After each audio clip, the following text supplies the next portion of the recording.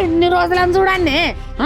లగ్గల్లా నీ అయ్యా నీ అవ్వ ఏమన్నారు దసరా దీపాలు వద్దన్నారు మళ్ళీ దసరా దీపాలు వస్తాంది ఇలా రేపైతే తల్లి అవుతాను సిగ్గు అనిపిస్తలేదు సావే సావు నా కొడుకు ఇచ్చేది పోవద్దు నాకు ఉన్న ఊళ్ళు ఉన్న నా పరువు పోవద్దని అయితే అలా బంగారం పెట్టినా కానీ అలా మానం అనిపిస్తలేదు నడు కట్టండి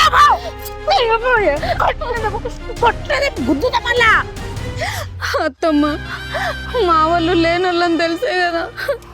ఇప్పుడు నేను పోయి వాళ్ళని కట్నం కోసం బాధ పెట్టలేను అత్తమ్మ నన్ను యావనని అంపుర్రు కానీ నేనైతే మా వాళ్ళ ఇంటికి పోను వాళ్ళని బాధ పెట్టా లేనప్పుడు ఎందుకు చేసిరు లేనప్పుడు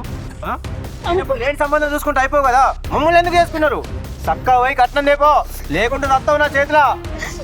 ఏమండి ఎందుకు మీరు కూడా ఇట్లనే మాట్లాడుతున్నారు అత్తమ్మ లెక్క నేను మీ భార్యనండి